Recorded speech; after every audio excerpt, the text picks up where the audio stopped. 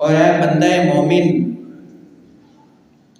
تو خود یوں محو نماز ہو جا کہ خود نماز ہی تیری اس ادا پہ ناز کرے۔ سبحان اللہ۔ اللہ تبارک و تعالیٰ نے ارشاد فرمایا کہ بے شک نماز بے حیائی اور برے کاموں سے روکتی ہے۔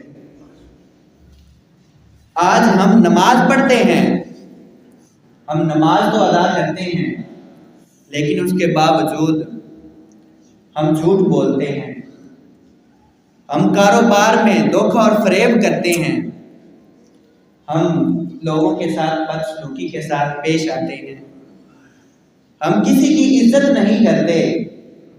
لیکن اللہ تبارک و تعالیٰ ارشاد فرماتا ہے کہ نماز بے حیائی اور برے کاموں سے روکتی ہے، تو پھر اس کا مقصد کیا ہوا کہ ہم نماز پڑھتے ہیں، اس کے